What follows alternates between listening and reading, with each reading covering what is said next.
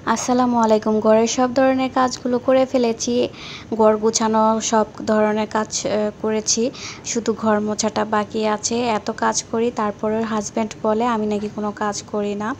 তো এই যে এখানে হচ্ছে চুলায় ভাত বসিয়ে দিছি। ভাত হচ্ছে, সারাদিন চুলায় গ্যাস থাকে না, যার কারণে রান্না বান্না করতে কিন্তু অনেকটাই অসুবিধা হয়ে যায়। আমাদের বাসায় গ্যাস কিন্তু চুলায় আসে হচ্ছে দুপুরে ১টার দিকে, ২টার দিকে, কোনো ঠিক নাই, সকালের দিকেও থাকে না। আমার মনে হয় এই বাসায় আসার পরে আমি একটা দিনও ঠিক করে রুটি ভেজে খেতে পারি নাই, কারণ সকালবেলার দিকেও গ্যাস থাকে না। প্রায় ১ বছর হয়ে যাচ্ছে এই বাসাটায়, কিন্তু সকালের দিকে গ্যাস থাকে না। যাই হোক, তো এই তো এখানে হচ্ছে কুমড়ো বড়ি দিয়ে, আর হচ্ছে গাছের ঢেঁড়স ছিল কয়েকটা, ৪টার মতো, একটা বেগুন ছিল, আলু দিয়ে আর কুমড়ো বড়ি দিয়ে হচ্ছে আজকে মাছ রান্না করব। তো এই তো এখানে কষায় নিয়েছি সবজিগুলো।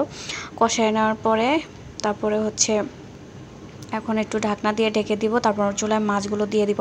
আর এই কুমড়ো বড়িগুলো কিন্তু হচ্ছে দেশে থেকে পাঠাইছে, আমাদের নিজেদের তৈরি, হচ্ছে বাড়ির থেকে পাঠাইছে। তো এই কুমড়ো বড়িগুলো রান্নার আগে একটু হালকা ভেজে নিছি, তারপরে হচ্ছে ধুয়ে সবজির সাথে দিয়ে দিছি। আর এই যে কুমড়ো শাকগুলো দেখতে পাচ্ছেন, কুমড়ো শাকগুলো হচ্ছে আমাদের গাছের কুমড়ো শাক। এই শাকগুলো যখন হয়ে থাকে এত ফ্রেশ, এত টাটকা দেখা যায়, মনে হয় যেন কাঁচাই খেয়ে ফেলি, এত সুন্দর কুমড়ো শাক। তো আমরা হাজব্যান্ড ওয়াইফ এই শাকগুলো বেছে নিয়েছি। তো এখন এগুলো রান্না করব। রাতের বেলা বাচ্চা হয়েছিল, ও সন্ধ্যার সময় নিয়ে আসছিল। তো এই তো এখন আজকে দুপুরবেলা বাইর করছি। এখন এগুলো ধুয়ে নিব। এগুলো হচ্ছে আজকে ভাজি করব, কারণ অনেক কয়বার আনা হয়েছে, কয়েকদিন শুধু ঝোলই খাওয়া হয়েছে। যে কয়বার রান্না হয়েছে ওই কয়বার শুধু ঝোল খাওয়া হয়েছে। তো আজকে বললো যে একটু শুকনো শুকনো করে ভাজি করো, তো এই জন্য আজকে শুকনো শুকনো করে ভাজি করব। তো এই যে এখানে হচ্ছে লিখে রাখছি মনে করে ময়লা নিয়ে যাও, কিন্তু তারপরেও মাঝে মাঝে মানে বলতে হয়, বেশিরভাগ ভুলেই যায়, লিখে রাখার পরেও কোনো কাজ হয় নাই। তো যাই হোক, এভাবে লিখে রাখছি, কারণ ময়লা নিতে ভুলে গেলে ওই ময়লাগুলো গন্ধ হয়ে যায় বাসা থাকলে।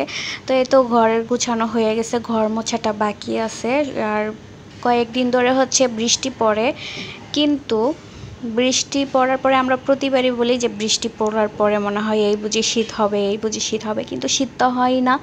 প্রতিবারই বৃষ্টি পড়ছে আর গরম পড়তেছে। আজকেও কি পরিমাণে বৃষ্টি হচ্ছে, কালকে তো বৃষ্টি হয়েছিল, আমরা তো ভাবছিলাম যে হয়তো বা শীত পড়ে যাবে, কিন্তু শীত তো পড়লো না, উল্টা হচ্ছে অনেকটাই গরম, অনেকটাই রোদ।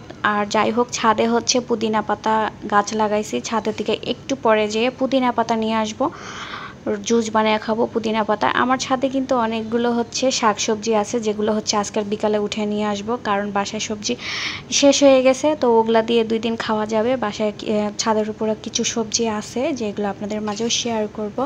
তো এই তো এখন আমি এখানে মাছ দিয়ে দিব, মাছ দিয়ে ছাদে চলে যাব হচ্ছে পুদিনা পাতা আনার জন্য।